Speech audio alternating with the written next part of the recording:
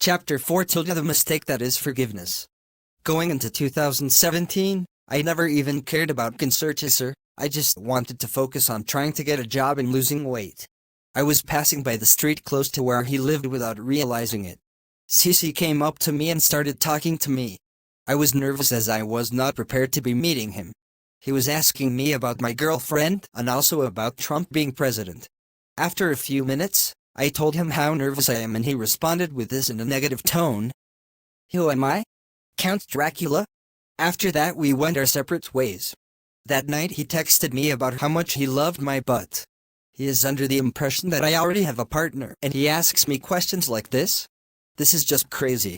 Even worse, taking into consideration that it is inappropriate for him to send him pictures of people who look like him, but not telling people who are in a relationship with someone else about their butt. Don't send me pics of strangers anymore. That's not appropriate. I did not realize this then, because I did not have access to the old phone until recently, but this is just an insane logic going on with him. It's like he is forcing me into a relationship, but having double standards. But keep in mind, I have forgotten about the pertinent message at that point. Super Bowl 51 was happening, and I was going to a grocery store. On my way, a drunk man came out of the nearby bar and started yelling at me and threatening to beat me up. I fled in fear. Next day I went to Starbucks and had a tire iron concealed in my coat, in the case I get in a confrontation with any violent drunken people. I know that did not make sense, but I was very nervous at that point. On my way back home, CC passed by.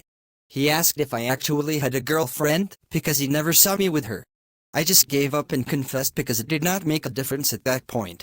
He clearly does not care about my relationship at all because he is that creepy. Imagine he did to actual people who are taken or married. He also asked about my concealed weapon that he noticed nobody else did, and I told him the situation with the Super Bowl.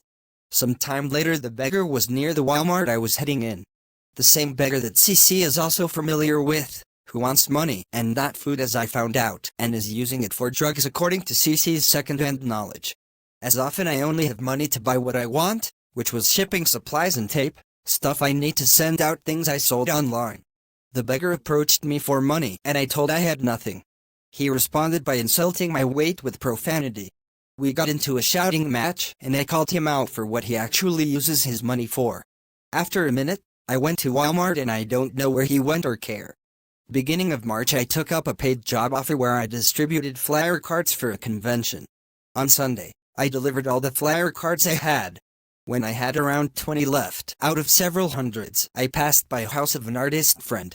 The artist friend is someone I knew since I was a teenager, almost 2 decades. Going to refer to her as AF. CC passed by and started asking me if I could be friends with him on social media again. I told him about how nervous I was about it. He responded with the usual stupid Count Dracula thing from before. He then told me how much he misses me and needed me to send him emails. He also told me how much he wants to be my friend so much. I asked if he would be willing to play video games with me and he accepted that. So I made one of the biggest mistakes I've ever made ever. I feel horrible for making mistakes like this, but he was being very manipulative. I also still had some positive feelings for him left. And as stated in Chapter 2, I am conditioned to forgive everyone regardless whatever they did to me. I did something immensely regrettable. I forgave him once again. I let him back in. I did something I wish I could take back. He is that manipulative. By now, I have no positives feelings anymore, but it took much later for that to happen. I also told him about my recent happening with the junkie beggar from before. Don't remember how he reacted to that, I think mostly because of what happened next. 5. Not long after that, AF came back in, and I talked to her and introduced her to CC and vice versa. I was more at ease to AF than CC and he noticed. After she left, CC asked if my nervous way to speaking to him was exclusive to him. I replied that it was not the case, and that I knew AF for a very long time. I also told him that I am also nervous around people who I knew longer than I knew CC himself. It takes a while for bonds to develop and for anxiety to ease away. An older man should know how long friendships work. Immature of him to act jealous like that. This is the equivalent of acting jealous of someone for treating family with better kindness over them. It is understandable if someone who you knew growing up to get more love than if you only knew them for a few months, or in the case a little over a year. The reason I did not cut it off there is simply because I did not mind it then.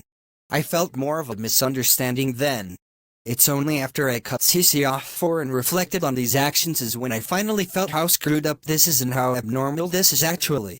He seems to be so obsessed and envious that he is acting like a jealous partner without the relationship. Exclusive to him? No, it was not. He saw someone with a stronger bond than him, and my easiness with AF was exclusive to her. BTW, AF is married to another and she was adult when we first met, too.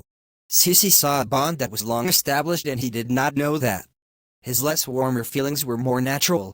It takes time to build long-lasting friendships like this. As I stated before, there are many other people who I am still nervous around who I knew longer than CC. And every other time I hear the word exclusive, it sometimes triggers this memory of CC being jealous. Now my day can get ruined simply because of his stupid nonsense he puts me through. Comments. He was to be your bestest and only friend. He is such a fucking prickly creep. Fuck him and that beggar, too. And that drunk motherfucker. Yeah, he clearly saw right through that. Being married would not change that because he is that determined. He seems like a little bit narcissistic, too. What an invasive creep. Count Dracula. What is that supposed to mean? Count Dracula. WTF. Also, this R does not know his role either. And hitting on people like that is fucking wrong if they tell you they are taken. Potential house wrecker piece of shit. What a jealous punk ass, he thought he was your best boy even though he only knew you for a year.